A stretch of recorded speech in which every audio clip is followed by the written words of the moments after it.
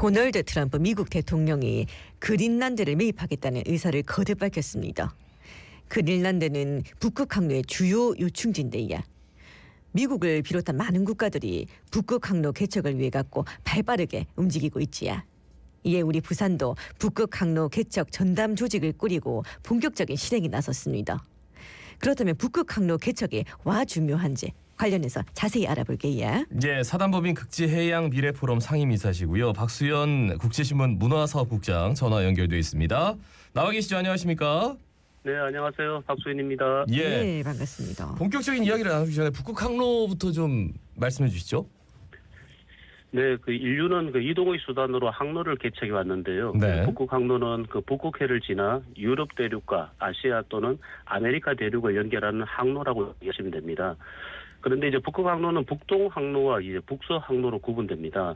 이 북동 항로는 러시아 해역을 지나 유럽과 아시아를 잇는 항로이고, 북서 항로는 캐나다 북쪽 해역을 지나 유럽과 북미를 연결하는 항로입니다. 그런데 이제 기준이 유럽이다 보니 우리나라에서 보면 북서 항로가 북동 쪽이고요. 이 북동 항로가 북서 쪽에 해당합니다. 예. 그렇군요. 그렇다면 이 북극 항로가 가진 이점이 도대체 뭐길래 우리나라를 비롯한 많은 국가들이 이래 주목을 하는 겁니까? 네, 이제 북극해를 운항할 때 가장 큰 어려움은 바다가 얼어 있다는 점인데요. 그런데 이제 최근 기후 변화로 해빙이 녹고 있고 또 얼음을 깨고 백기를 열어주는 세빙 선박이 발달하면서 이 북극 항로의 가능성이 새롭게 부각되고 있는 겁니다. 기존 수에즈 운하를 통과하는 남방 항로와 비교할 때 운항 거리가 단축되니 시간과 연료 전략이라는 경제적 이점이 있습니다.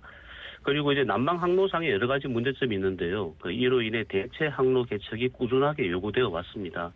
남방 항로 이용 시 문제점이라면 먼저 중국과 대만이 만약 무력 충돌을 하게 되면은 그쪽 해역으로 이제 선박 통항이 어려워질 수가 있고요. 네네. 또 인도양에 출몰하는 해적도 부담이 되고요.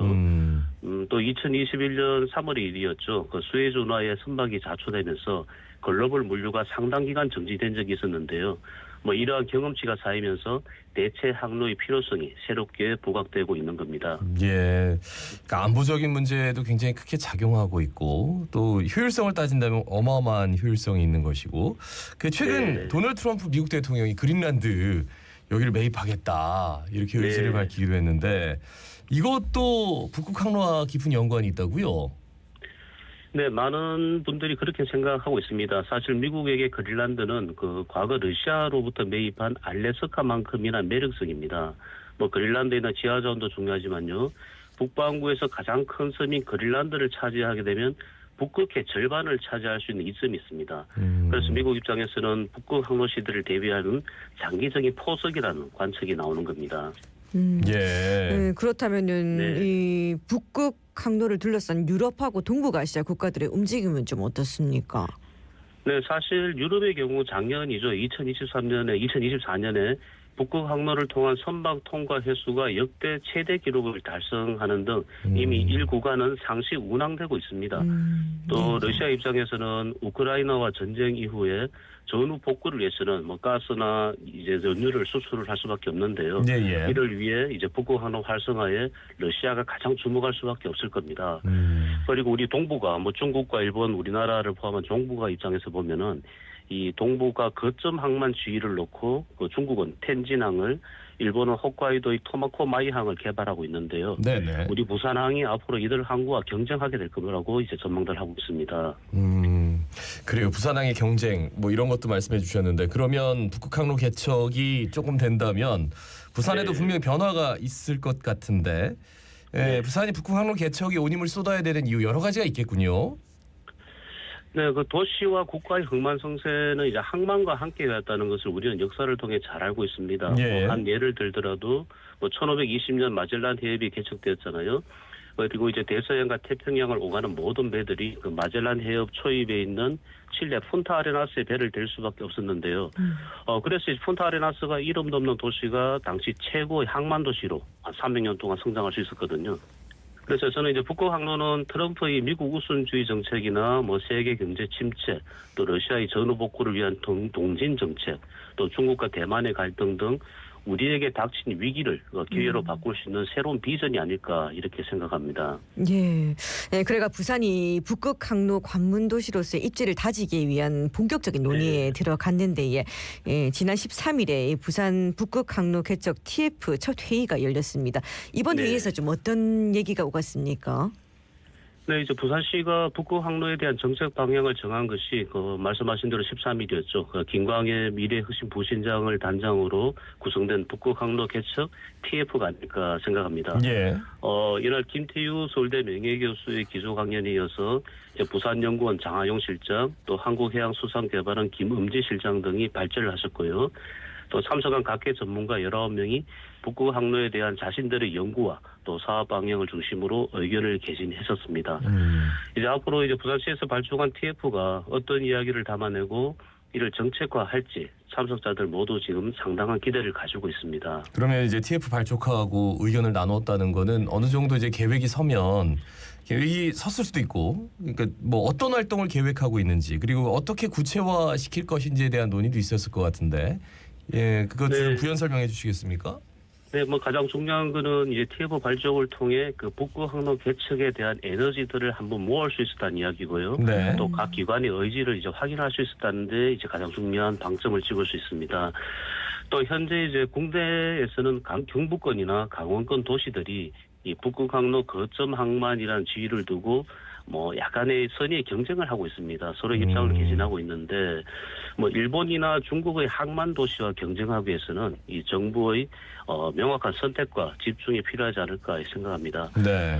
최근 이제 언론 인터뷰를 통해서 이제 박영준 부산시장께서 이 부산항은 세계 2위 환적항이자 컨테이너 물동량 처리 기준 세계 7위 항만입니다. 또 다가오는 북극해 시대를 대비해 다시 한번 대한민국 경제의 주축 역할을 부산이 수행할 수 있도록 선제적인 움직임을 도모해야 한다고 이제 말씀하셨는데요. 저는 이제 북극 항로에 대한 대비는 현재보다는 미래를 위한 부산의 포석이 아닐까 이렇게 말씀드릴 수 있습니다. 네, 네. 이사님께서는 그 북극 항로를 단순히 거리와 시간을 줄일 수 있는 항로 정도로 인식하기보다는 좀 연관 산업을 발전시킬 수 있는 플랫폼으로 보고 접근해야 한다 이렇게 말씀하신 바 있는데 이에 대해서 관련해서 좀 풀어주신다면 예. 네, 저는 이제 오래전부터 이제 북극 항로를 항로 이상의 가치로 보고 있는데요. 이 북극 항로를 이 거대한 플랫폼으로 보자 이런 이야기입니다.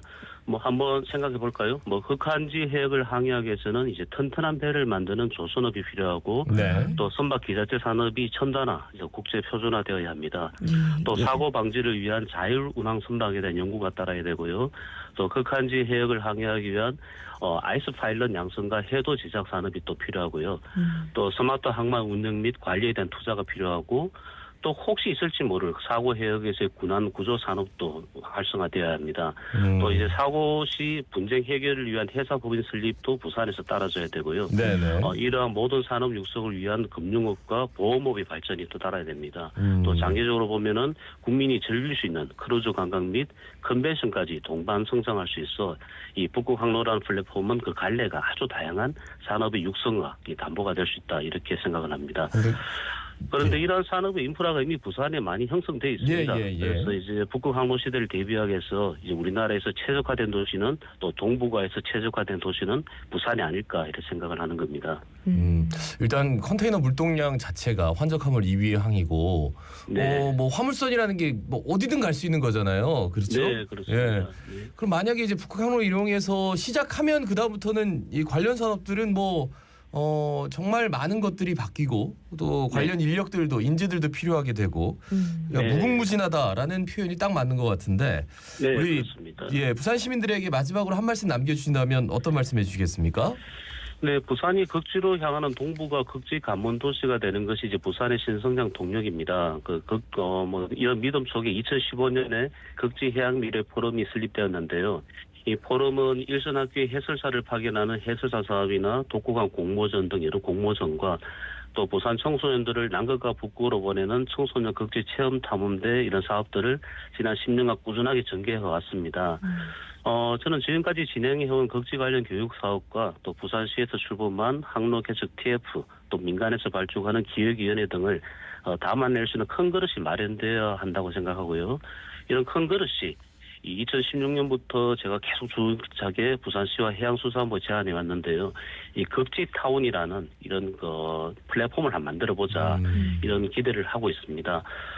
이러한 가능성의 화두가 되는 게 북극 항로가 되고 대한민국의 새로운 기회이자 희망이 아닐까 이런 생각을 하게 됩니다. 알겠습니다. 말씀 잘 들었습니다. 고맙습니다. 고맙습니다. 네, 감사합니다. 네, 사단법인 극지해양미래포럼 상임이사세요. 박수연 국제신문 문화사업국장이었습니다.